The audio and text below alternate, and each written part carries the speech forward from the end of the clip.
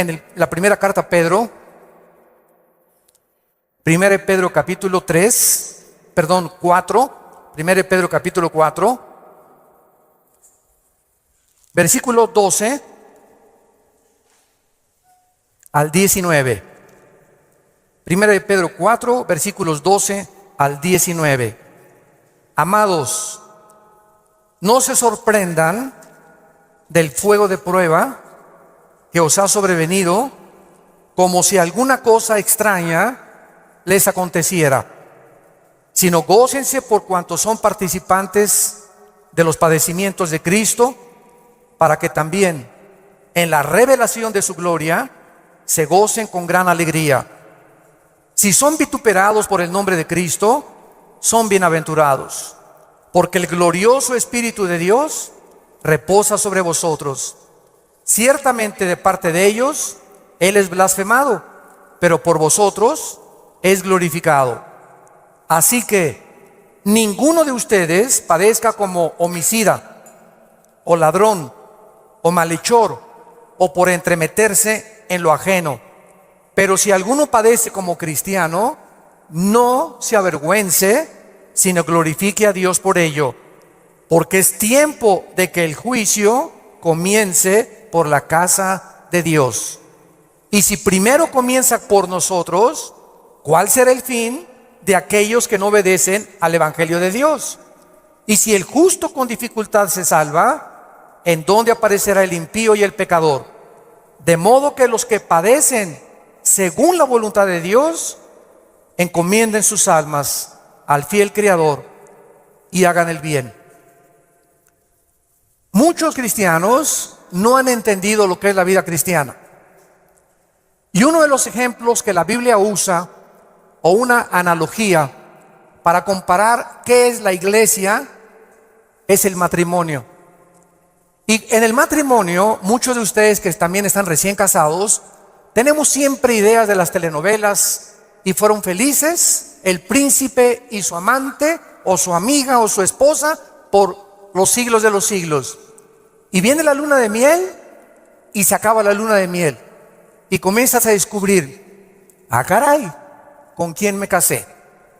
O ah, caray, yo no sabía, chiquita, que tenías ese genio, y yo no sabía que eras tan flojo, ni sabía que dejabas tus calcetines que huelen a queso manchego cuando te levantas de la cama. Y comenzamos en el matrimonio a salir de la burbuja y del mundo ficticio y fantasioso en el que creíamos que era casarse. Y no sabemos que el matrimonio es algo por lo cual toda la vida se tiene que luchar. Nunca habrá un matrimonio perfecto, nunca habrá un hombre perfecto, nunca habrá una mujer perfecta. Por eso el matrimonio es para dos discípulos de Cristo. Un hombre y una mujer que siguen a Dios es como un triángulo, y mientras más sigue el hombre a Dios, Dios está hasta arriba y la mujer también. Mientras más seguimos a Dios, más cerca estaremos el uno con el otro. Bueno, la iglesia es lo mismo. Hay cristianos que les han hablado: no, la iglesia cristiana es Disneylandia, Reino Aventura, todo peace and love. Nunca va a haber problemas, nunca va a haber fricciones. Y cuando entramos a alguna iglesia, o en las iglesias a las que ustedes han asistido, van a encontrar, ¿verdad?, que la iglesia es una mezcla de cizaña con trigo.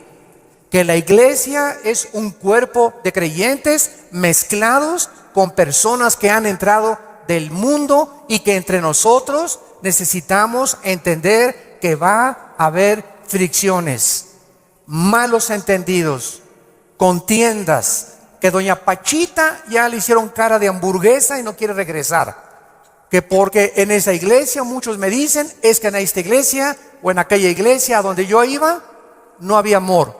Y el problema está en eso, que entramos a la iglesia creyendo que todo es maravilloso y que estamos en un ejército, somos soldados en un campo de batalla, en un mundo ocupado por el enemigo, donde nosotros vamos de paso. Todo lo que construyamos, todo lo que invertamos en este mundo se va a quedar. Y cuando este mundo se ha destruido, lo único que va a sobrevivir son las almas. son las almas. Y esta es la razón por la cual debemos vivir por las almas y poner como prioridad las almas que Jesucristo ganó en una cruz con su propia vida. Todos los cristianos vamos a experimentar pruebas. Vean ustedes aquí antes de Pedro se encuentra Santiago en el capítulo 1. Santiago era hermano de Jesucristo, fue uno de los hermanos de Jesucristo, Santiago. Y él está escribiéndoles a los cristianos que comenzaron a ser perseguidos por el Imperio Romano. Y vean ustedes el consejo que Santiago comienza a delinear. Santiago 1, versículos 2 y 3. Hermanos míos, tengan por sumo gozo cuando se hallen en diversas pruebas, sabiendo que la prueba de vuestra fe produce paciencia. Sabemos entonces que todos nosotros vamos a ser examinados por Dios. Las pruebas, que son muchas, hay familiares pruebas en tu iglesia, en tu trabajo, con tus amistades, como matrimonio, con tus finanzas. Dios prueba el corazón. Y dice Santiago, no se sorprendan, no se maravillen de que de repente hay muchas pruebas. Y en lugar de que la oposición y las pruebas puedan menguar nuestro ánimo, dice Santiago, ¿verdad? Está probándose nuestra paciencia y nuestra fe. Vean ahora aquí, le damos vuelta a primera de Pedro, otra vez, capítulo 1. Y dice el versículo 6 y 7, en lo cual vosotros se alegran ahora, aunque un poco de tiempo, si es necesario, tengan que ser afligidos en diversas pruebas, para que sometida a prueba vuestra fe, mucho más preciosa que el oro, o sea, ¿por qué tiene que probar Dios nuestra fe? Porque es lo más valioso que Dios nos ha regalado. Lo más grande que tenemos es la fe. Y si queremos agradar a Dios, lo tenemos que agradar a través de la fe. Porque sin fe es imposible agradar a Dios. Por lo cual tenemos que entender por qué vienen pruebas, por qué me robaron mi coche, por qué tuve este problema con mi esposa, por qué este problema con mis hijos, por qué este problema en la iglesia, por qué este problema en el trabajo, por qué está el mundo ahorita como una olla hirviendo, donde las naciones están a un punto de una conflagración internacional. Aunque sabemos bíblicamente que si explota una guerra en Europa o en el Medio Oriente, no es todavía la tercera guerra mundial. En estos últimos meses, todas las invitaciones que he recibido han sido en radio, en televisión, con iglesias, con alianzas de pastores, para explicarles que esta guerra no es la tercera guerra mundial, que la Biblia nos habla claramente que falta mucho para la tercera guerra mundial y que este es lo que va a pavimentar el camino para el surgimiento del anticristo en el Medio Oriente. Entonces, estas pruebas, dice la Biblia, son importantes porque nuestra fe es la que tiene que ser probada. Ya sea en el trabajo, en la escuela, en el vecindario, etcétera, etcétera. Estamos rodeados de personas que no les caes bien porque eres cristiano. Estás rodeado de amigos que cuando les comienzas a decir que eres cristiano, te van a comenzar a perseguir y a burlar. Porque el mundo está bajo el control del maligno y nosotros vamos de paso nada más. Somos un ejército que venimos a resistir al mal. No nos mandó Dios a terminar con el mal. Nos mandó a resistir hasta que Cristo venga. Se acabarán entonces las guerras y podremos recibir las coronas de gloria. Ahora, muy bien, en esta sección se nos advierte, en la de primera de Pedro, acerca de otra prueba. Regresamos al capítulo 4, primera de 4, versículo 12. Y esta prueba es especial, porque le llama el Espíritu Santo fuego de prueba. ¿Qué hace el fuego?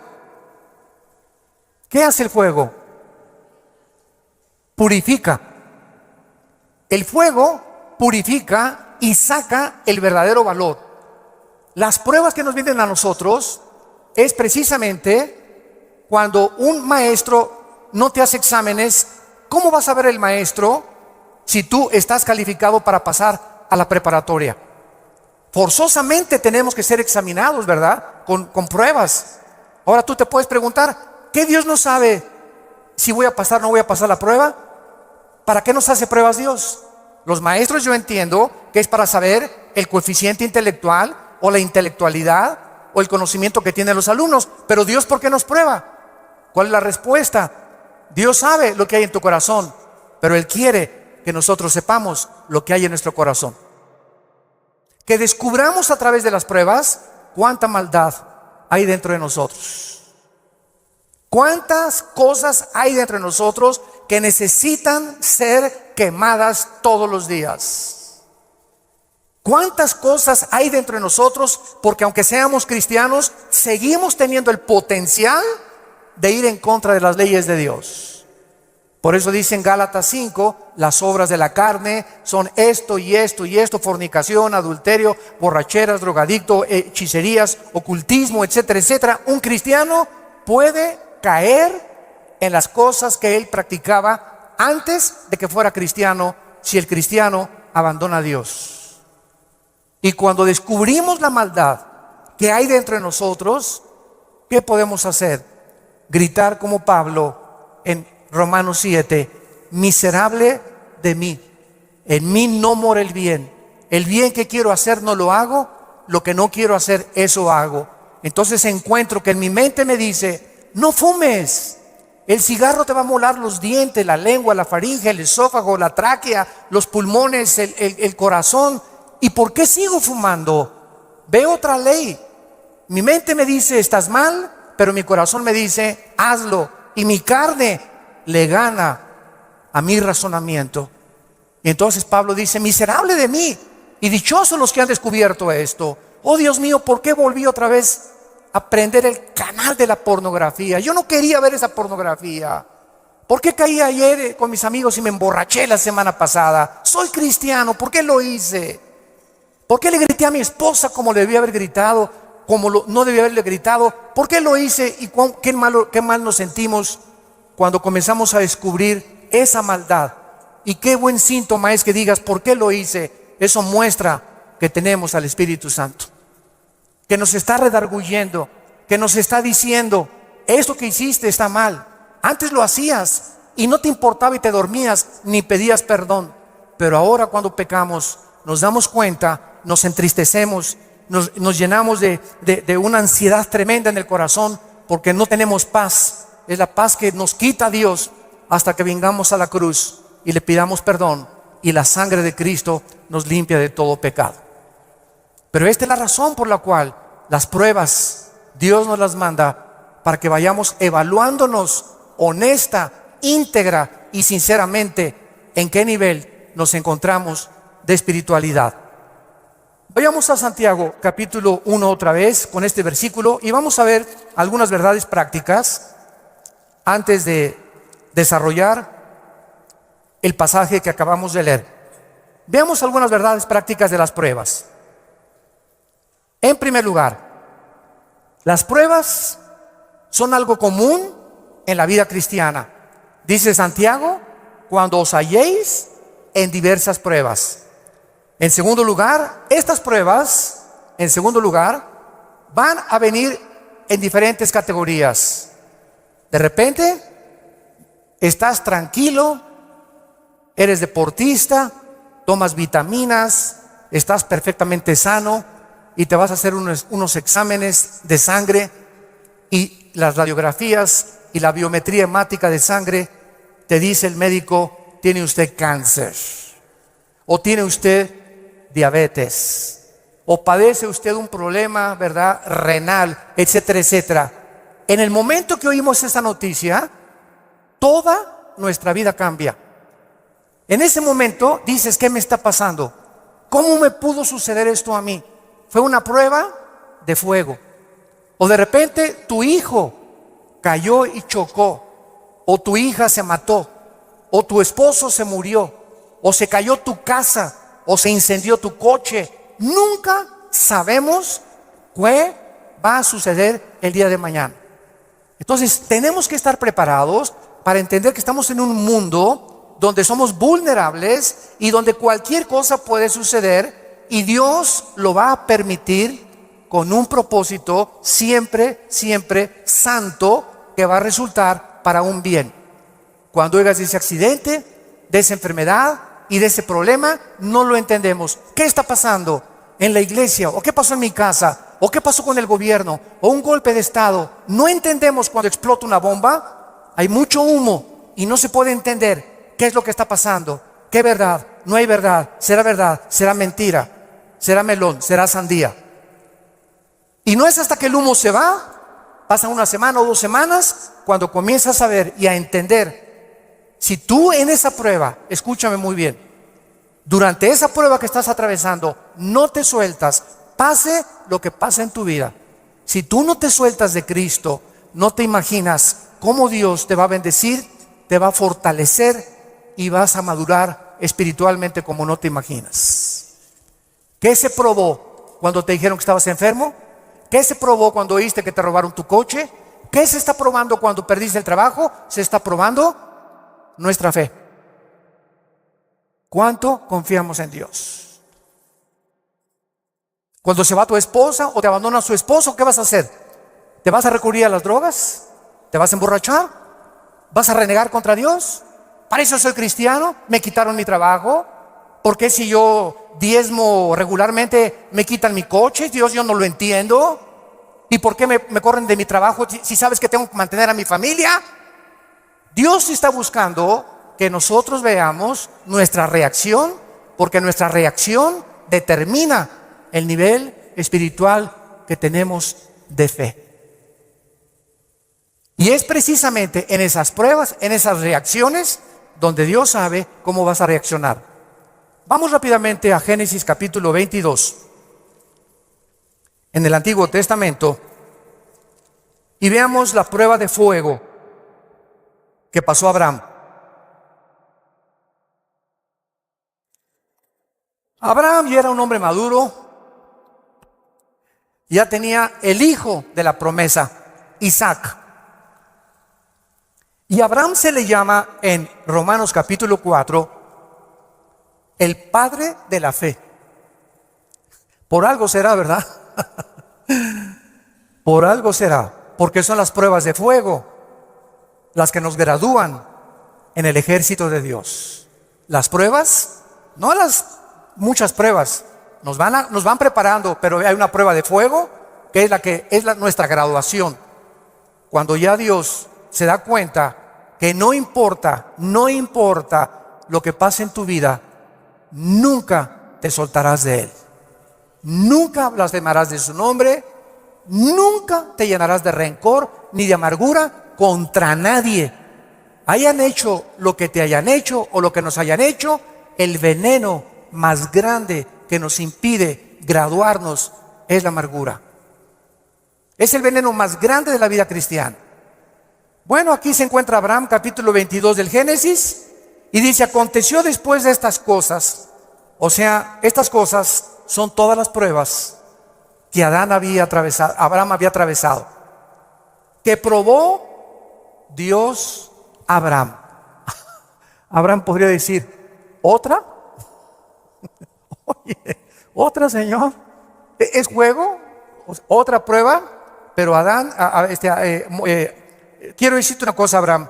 Esta prueba, ¿verdad? No te imaginas, va a ser la bendición más grande para tu vida y para 1000 generaciones después.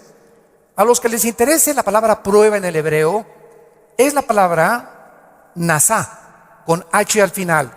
Cuando dice probó, es la palabra nasá. Escuche lo que significa probar en el hebreo: manifestar el corazón por medio de la presión.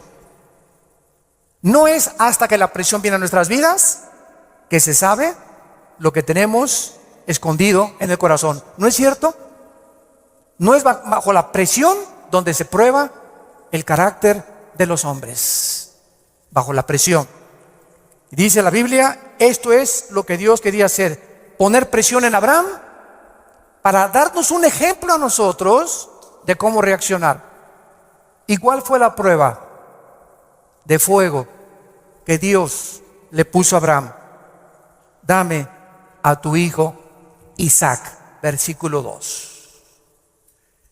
Señor, no te oí bien. Creo que me está fallando el oído. ¿Qué dijiste? Que me des a tu hijo. Señor, ¿estás bien? ¿No necesitas un mejoral? ¿Me estás hablando? ¿Eres tú? ¿No será un demonio el que me estará hablando?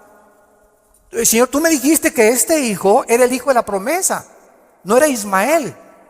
Tú me prometiste que era Isaac, y la semilla de Isaac, el esperma de Isaac, la descendencia de Isaac, donde el Mesías, el Salvador que has prometido, iba a venir.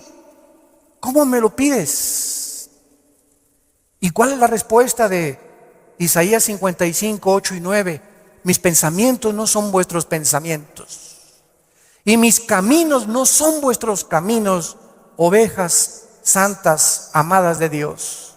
Así como los cielos son más altos que la tierra, y mis pensamientos más altos que ustedes, así es como yo tengo que pensar para que ustedes comiencen a entender que yo no pienso como ustedes, y que la fe es mantenerte de pie y seguir creyendo aunque no haya explicación inmediata.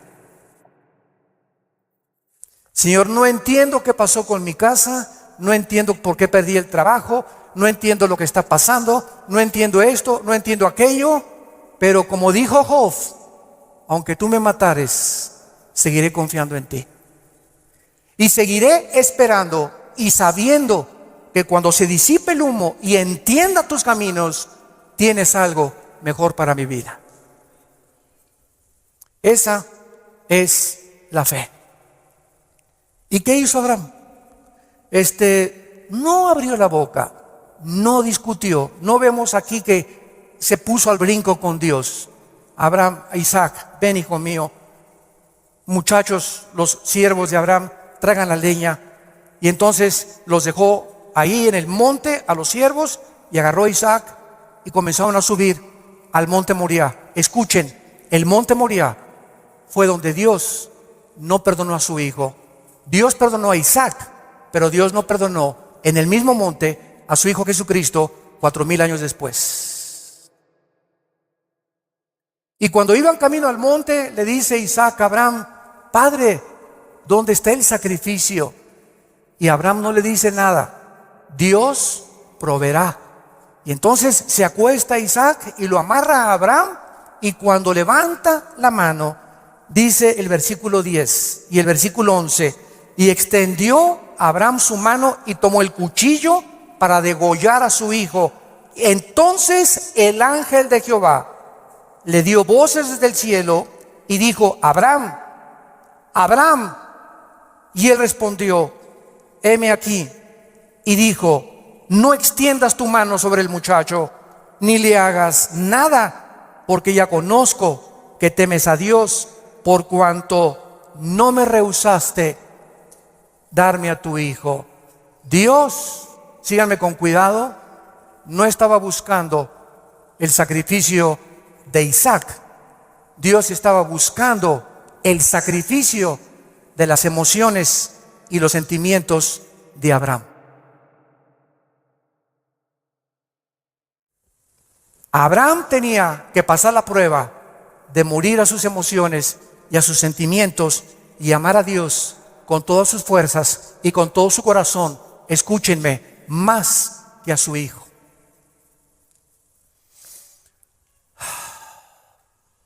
En el Nuevo Testamento se acercaron a Cristo, se los voy a explicar con más detalles, y le dijeron: ¿cuál es el más grande mandamiento? Y contestó Jesucristo: amarás a Dios con todo tu corazón, con todas tus fuerzas y con toda tu alma, y a tu prójimo como a ti mismo. Muy bien, hace algunos años yo le pregunté, orando, le pregunté a Dios, porque alguien, ¿verdad?, me metió una idea satánica, un ateo, en un hotel, me acuerdo, que se acercó y me dice: oiga, señor Alducin, el Dios que ustedes adoran es un misógeno, es un ególatra, es un Dios que solamente busca a Él, a Él, a Él, que nada más dice: ámame a mí con todo tu corazón, más que a tu esposa, más que a tus hijos. ¿Cómo puede ser esto posible?, me dijo este ateo. ¿Cómo puede usted reconciliar a un Dios que nos diga que lo amemos más a Él que a la propia familia? Y entonces me fui muy confundido. Me comenzó a dar vuelta, porque en ese momento me quedé así, ¿verdad? Le dije, ¿sabe una cosa? Voy a orar y le prometo que voy a buscar una respuesta de Dios. Nadie me había hecho nunca ese ataque a mi fe. Entonces pasó como unas 2 semanas, me puse a orar, ayuné como 2 días buscando esta respuesta, y fue tan clara de parte de Dios. Y el Señor me mostró en la Biblia lo siguiente: mira, hijo, me dice Dios, cuando yo les pido a ustedes, ámenme con todo mi corazón y con toda mi mente, ¿saben por qué se los pido? Porque tu mamá, tu esposa y tus hijos y tu perro Fido y tu cotorro y lo que más amas en tu vida y tu jarrón chino y la casa que tienes y que la amas, todo lo vas a perder y al final de tu vida te vas a quedar solo. Todos nos quedamos solos al final de la vida. Los hijos se tienen que ir, si no se casan, se mueren, la esposa tiene que morir, él tiene que morir. Escúchame muy bien. Y si tú tenías todos tus afectos en tu hijo que se fue, o en tu esposo que se fue, o en tu perro que te quitaron, cuando se vaya tu hijo, cuando te quiten a tu esposo, cuando te abandone tu mujer, te vas a hundir, porque no tendrás las fuerzas de seguir viviendo. Pero cuando amas a Dios con todo tu corazón y con toda tu alma, y pierdes algo por acá, y pierdes algo por acá, y pierdes esto y por acá, ese amor que tú le tienes a Dios es el que nos sostendrá para seguir viviendo con Él, con las fuerzas de seguirlo amando. Denle gloria a Dios.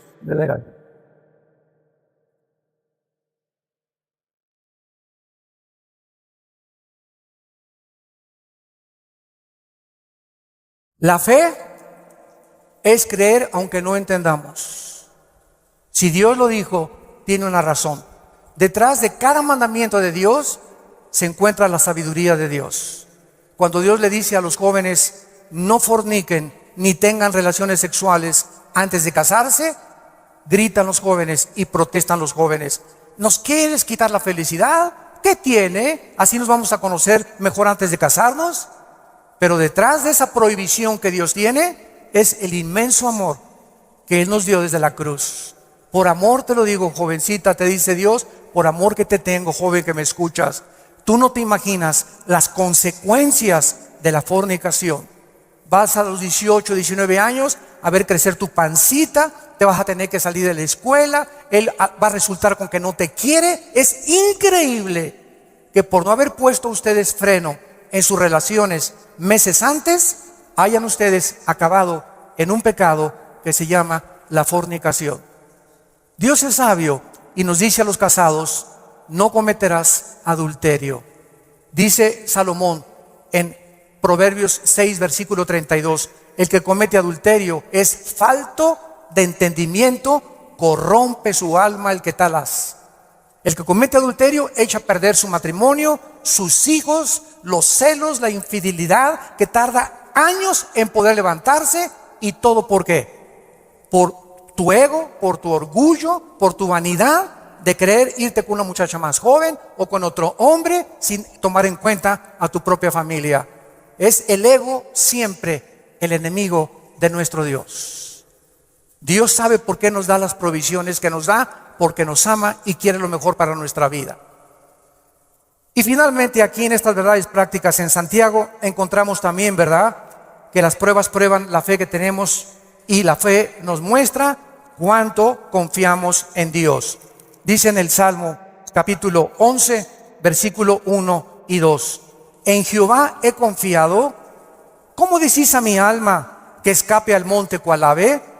Porque aquí los malos tienden el arco, disponen sus saetas sobre la cuerda para asaetear en oculto a los rectos de corazón. Si hubo un hombre perseguido, calumniado, vituperado, despreciado entre los héroes de Dios, fue el rey David. A los 17, 18 años lo ungen, Samuel, tú vas a ser rey de Israel. Ah, dice David, qué suave. Bueno, pasaron casi 12 años, vean esto, desde que lo ungen con sus hermanos, pasaron 12 años, hasta los 30 años de edad, 12 años, de pruebas. El hombre que Dios había escogido para sentarlo en el trono de Israel tenía que ser probado. Y tenía que ser probado en la amargura, en el rencor, en la confianza en Dios, en saber que no importa, aunque me rodee un ejército y aunque tenga las miles de amenazas, Dios es mi salvación, mi fortaleza y mi luz. ¿De quién temeré? Dice el Salmo 27. ¿De quién temeré? Es el temor dentro de nosotros lo que nos impide confiar en Dios. Ay, tengo temor que si me entrego a Dios me va a pasar esto. O tengo temor que si hago estas cosas me va a pasar aquello. Ese temor lo tienes que vencer, porque Dios no nos ha dado espíritu de temor, sino de valor, de poder y de amor propio. Entonces tenemos que entender que las pruebas forman parte de la vida cristiana. Regresamos a nuestro pasaje de 1 de Pedro y examinémoslo rápidamente. Dice nuestro pasaje: no se sorprendan, amados, del fuego de prueba que os ha sobrevenido, como si alguna cosa extraña aconteciera. Número 1, se nos advierte cómo no debemos de reaccionar: con sorpresa. No debemos reaccionar con sorpresa. No puedo creer lo que me está pasando. Más te vale que lo creas. No puedo creer que mi noviecita me dijo que yo me parecía a John Travolta, hermano, y me dejó por otro y se fue. No lo puedo creer. No puedo creer que mi esposo me haya abandonado. No puedo creer que este negocio haya caído. No puedo creer, yo fui fiel en mi trabajo y me corrieron, hermano, del trabajo. No lo puedo creer. Más te vale que lo sigamos creyendo. No nos sorprendamos, es una prueba. Cualquier cosa que afecte tu vida, tu estabilidad emocional o física, son pruebas. Entendámoslo. Dios es un Dios que nos tiene que probar, y estas pruebas son para nuestro bien. Y vamos a descubrir en las pruebas que Él es real, que Él sana, que Él restituye, que Él vindica, que lo que la oruga y el saltón te robaron, Dios te lo va a devolver 10 veces más. Pero es esa fe la que Él está tratando de desarrollar en nuestras vidas, porque es mucho, mucho más preciosa que el oro.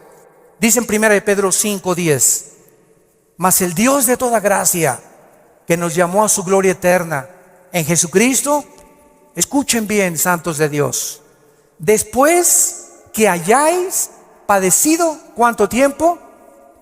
No toda la vida es la inquisición, por el amor de Dios. No toda la vida como llegó una hermana: ay, pastor, ¿qué le pasa a doña Chole? Pues sigo con pruebas. Hermana, tengo 5 años que la conozco y usted ya le ganó a Job. No me diga que en 5 años Dios no la ha dejado descansar. Ese no es el Dios que servimos. Dice claramente que las pruebas son temporales, de vez en cuando Él cree conveniente que la necesitamos atravesar. Después que hayáis padecido un poco de tiempo, vean ustedes el propósito: Él mismo os perfeccione, afirme, fortalezca y establezca después de las pruebas.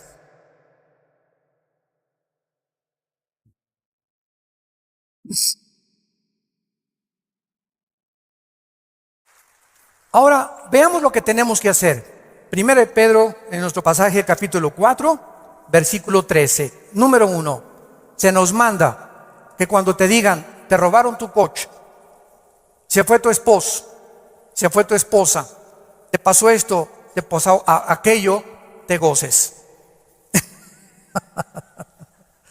Cualquiera diría: ¿está usted loco? ¿Está usted loco? ¿Cómo me voy a gozar cuando me dijeron que tengo diabetes? ¿Cómo voy a gozar cuando me robaron la cartera, el cristalazo que me... Hermano, ¿no está viendo cómo estoy? Que tengo aquí un martillo para encontrar el que me rompió el carro. Le voy a dar un martillazo en la cabeza si me lo encuentro. O mi esposo, ¿verdad? Con la cara de cocodrilo. Qué bueno que se fue el cocodrilo y que se fue, ¿verdad? Ten mucho cuidado que tu reacción sea de gozo. Y les voy a explicar lo que se encuentra detrás. Cuando Job llegaron y le dijeron: quemaron tu rancho, tus camellos, tus ovejas tus vacas y tus hijos. Y estoy seguro, por la clase de esposa que tenía, que si ella se lo hubieran llevado, hubiera estado más contento. Y a propósito, Dios se la dejó a ella. Yo entiendo cada vez más a mi Señor. No por ti, mi amor, mi esposa no va a creer. Y entonces la esposa llega, ¿verdad? Y le dice a Job, maldícelo, maldice a Dios. Y contesta Job y le dice a la esposa, vean la calidad moral y espiritual y de fe que tenía este hombre en Dios. ¿Qué acaso recibiremos de Dios solo lo bueno y no lo malo? Bendito sea el nombre de Dios, porque Él da y Él quita en su soberanía. Qué tremendo, ¿verdad?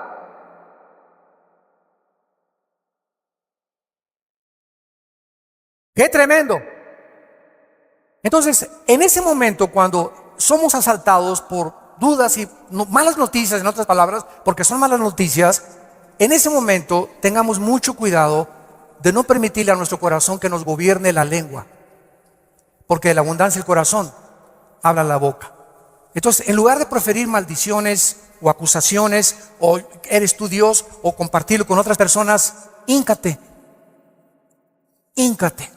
Filipenses 4, 6 y 7. Híncate y dale a conocer a Dios. Señor, no entiendo lo que está pasando. No entiendo por qué me pasó esto. ¿Por qué esta enfermedad? Oh Dios, no entiendo, pero quiero seguir confiando en ti. Solo te pido que mientras esto pasa y no lo entiendas, me fortalezcas y me muestres la razón para que yo pueda seguir bendiciéndote y adorándote. Es el tiempo más difícil de nuestra vida cuando no entendemos lo que está pasando. Vamos rápido a 2 Corintios capítulo 12. 2 Corintios capítulo 12 y veamos lo que le pasó al apóstol Pablo y la forma como él reaccionó. 2 Corintios 12. Pablo fue uno de los pocos hombres, junto con Enoc y Elías y el apóstol Juan, que subieron al cielo. En el Nuevo Testamento, Pablo y Juan fueron los dos únicos apóstoles que subieron al cielo sin morir. Fueron sacados de su cuerpo espiritualmente. Y Pablo lo llevó Dios al tercer cielo, donde habita Dios. Y cuando Pablo regresó a la tierra, su espíritu salió de su cuerpo y su espíritu volvió a entrar a su cuerpo. Pablo dice que lo que él oyó allá en el cielo y lo que él vio, no había palabras humanas para poder describirlo. Y como fue una experiencia tan impresionante, pero tan grande, que cabía la posibilidad, dada la naturaleza humana pecaminosa que aún tenemos, Dios tuvo que darle una prueba a Pablo y ponerle un aguijón en su cuerpo físico, alguna enfermedad. Y esta enfermedad no sabemos qué es. Algunos han especulado que era algún problema oftalmológico, porque dicen Gálatas, mira con cuán grandes letras les escribo. Bueno, no sabemos, ¿no? Entonces Pablo tenía algo en su cuerpo que lo atormentaba y se hincó delante de Dios y le dijo: Señor, quítame este aguijón. No, Pablo. Señor, te ruego, quítamelo. No, Pablo. Señor, te lo imploro como de corazón. Si quieres me voy a la villa y de vuelta de rodillas. Hago lo que tú quieras, quítame este aguijón. Y Dios le contesta y le dice en el versículo 9: y el Señor me ha dicho, bástate mi gracia. ¿Por qué? Porque mi poder, y lo traduzco en el original griego, está en presente continuo. Mi poder se está perfeccionando a través de esta dolencia física que he permitido que tú tengas. Mi poder se está perfeccionando mientras tú estás sufriendo esta enfermedad en la que estás atravesando. Y entonces Pablo, cuando entiende detrás de lo que no entendía, por qué Dios permite eso en su vida, contesta Pablo y dice: por tanto, de buena gana me gloriaré más en mis debilidades, para que repose sobre mí el poder de Cristo. Hace poco mi esposa y yo estábamos en Dallas. ¿Y se acuerdan de este muchacho que no tiene brazos ni piernas? Muchos de ustedes lo conocen. Bueno, su esposa es mexicana, de Chihuahua. Y estuvimos ahí como una hora mi esposa y yo y nuestros 3 hijos compartiendo con ellos en una iglesia de Dallas, y nos querían conocer también a nosotros, bueno, que también conocían nuestro ministerio, etcétera, etcétera. Y cuando yo me acerqué a abrazarlo, a este muchacho, ¿de dónde lo agarro? Nunca había tenido esa impresión, me quedé como paralizado. ¿Qué hago, no? Y él me hacía así. Bueno, pues entonces como un costal, ¿verdad? Lo agarré y lo hice así. Y me dice, levántame. Y le comencé a hacer así.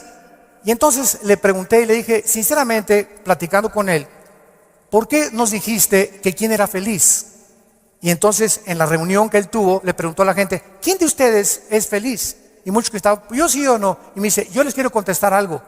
Dios permitió que naciera sin brazos y sin piernas para que yo fuera un testimonio que la felicidad no se encuentra en estar completo, sino en tener el poder de Dios viviendo en tu vida.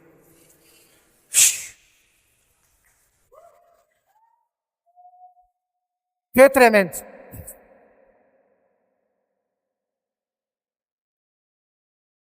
Mi esposa y yo nos bañamos de lágrimas. Tenemos piernas, tenemos brazos, tenemos casa, con flex, un carro, lo que sea, nuestros hijos, y estamos descontentos. Teniendo contentamiento, teniendo sustento y abrigo, estamos contentos porque estamos vivos. Nosotros estamos completos y él era más feliz que la mitad de los que fueron a escucharlo. Él riéndose, y era una felicidad, ¿no es cierto, Marta? Un gozo sincero. Él no estaba fingiendo, él estaba lleno del poder de Dios. Y transmitía en sus ojos esa paz, ese contentamiento, esa aceptación. Él dijo que a los 12 años se quiso suicidar porque todavía no había aceptado a Cristo. Y se metió y dice, ¿cómo me suicido? ¿Con qué? Ni modo que agarre una pistola y le haga así, ¿verdad? Se metió a la tina del baño y con la boca abrió la llave y se quería morir ahogado. Y cuando estaba el agua subiendo, muchos de ustedes que ya no oído ese testimonio, yo lo traigo grabado en mi iPhone, dice que en ese momento dijo, si yo me quito la vida, nunca podré compensarles a mis padres y los haré culpables a mis padres, porque siempre se lamentarán porque yo nací así, y si hay un Dios, nunca conoceré el propósito por el cual permitió que yo naciera sin brazos y sin piernas. Y apagó la llave y le dijo, yo no entiendo, al año se convierte a Jesucristo. Y ha ganado millones de almas. Dios dicen que hay uno entre 15 o 20 millones de seres humanos que nacen así. A este muchacho Dios lo escogió Dios para dar un mensaje al mundo. La felicidad no está en el dinero, ni en tener salud, ni en tener casa, ni en tener vehículos, sino si tú tienes a Jesucristo y la paz de Él que sobrepasa todo entendimiento.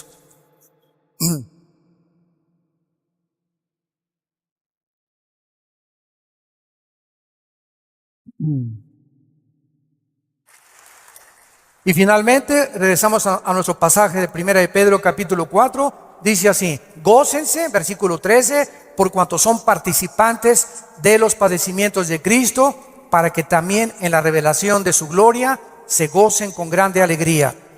En penúltimo lugar, las pruebas nos están haciendo parecernos más a Jesús. Porque es precisamente en las decepciones, en las desilusiones, en las traiciones, en la persecución, en el abandono de tu esposa, en la muerte, etcétera, etcétera, en todas estas cosas que forman parte de la vida, donde comenzamos a entender que no nos sorprendamos, estamos en un mundo muy feo, donde el pecado abunda. Este grupo de ISIS en Medio Oriente ya no son seres humanos, son zombies, son monstruos, seres humanos deshumanizados completamente, sin ningún sentimiento, sin ninguna emoción, sin ningún corazón, ninguna conciencia. A los niños ahora los enseñan a ellos que a las víctimas les corten la cabeza y jueguen fútbol con las cabezas para desensibilizarlos y deshumanizarlos a los 8 años de edad. Ese es el mundo que vivimos. ¿Nos sorprende? No nos sorprende, porque la Biblia dice, 2 Timoteo 3, vendrán tiempos feroces, peligrosos, hombres amadores de sí mismos, donde no les importará absolutamente nada más que su ego y su propia vanidad, y el imperio y el espíritu de control. Todo espíritu que quiera controlar y dominar a los demás es un espíritu de brujería. ¿Se acuerdan a Cristo antes de morir? Que llegan los hijos de Zebedeo con la mamá. Oye, cuando vengas, quiero que mi hijo Pancho y Pancholín se sienten junto a ti. A este nómbralo ministro de Hacienda y procurador de la República. Y entonces Cristo, viendo que sus discípulos estaban a punto de morir crucificado, estaban buscando posiciones de liderazgo y de control y de autoridad. Y les dice que Cristo, eso, los reyes de la tierra, los gobernantes buscan estas cosas, dominar y controlar a los demás. Y esta es la razón de tantas dictaduras y tantos gobiernos estatistas y totalitarios. Personas que quieren seguir gobernando y tener el control de las gentes, pero en ustedes no debe ser así. Y Cristo nos da el secreto: el que quiera ser grande de todos nosotros, lávele los pies a los demás. Sea siervo de los demás. No busques grandezas para ti, busca servir. Porque el más grande entre nosotros siempre será el que siga las pisadas de su maestro. Gracias por tu palabra, Señor, en esta mañana. Gracias, Señor, porque si somos vituperados en el nombre de Cristo, somos bienaventurados. Así que ninguno de nosotros padezca como homicida o ladrón, o que las pruebas que tengamos sean por nuestros pecados. Pero si padecemos como cristianos, no nos avergoncemos. Glorifiquemos a Dios por ello. Encomendemos toda nuestra causa a Dios, porque Él es soberano. Nunca nos dejará y nunca nos desamparará. Bendecimos, Padre, a todos nuestros enemigos. Bendecimos a los que nos calumnian y contienden contra nosotros. Te damos las gracias por estas pruebas, porque está probando lo que hay en nuestro corazón. Si no perdonamos 70 veces 7, no hemos crecido en la gracia y el conocimiento de Jesucristo. Si hay alguna persona en esta mañana que aún no tiene a Jesús, que aún no tienes este corazón que Dios quiere que tú tengas, esta comprensión de la vida espiritual y de lo que es la iglesia y el cristianismo, ven a la cruz. Entrégale tu vida diciéndole estas palabras ahí con todo tu corazón: Señor mío y Dios mío, te pido perdón por mi vida, por mis pecados, por mi rebelión a mandamientos que antes no entendía. Ahora sé que tus pensamientos son inmensamente mucho más grandes que la forma como yo creo que tú debes de ser. Tú me creaste y me hiciste nacer con un propósito en la vida. Gracias por la salud que tengo en este momento, por el matrimonio que tengo, por los hijos que nos has dado, por el fruto que traigo en mi vientre, por la casa que tenemos, por todo lo que nos rodea, por el agua, por la luz, las montañas, los cambios de clima. Te bendigo, Señor, haberme puesto en este planeta donde te puedo conocer. Creo que en la cruz pagaste con tu sangre por mi vida y mis pecados. Y te pido, Jesús, porque creo que a los 3 días resucitaste de los muertos, que entres a mi corazón como mi Señor y mi Salvador. En el nombre de Jesús.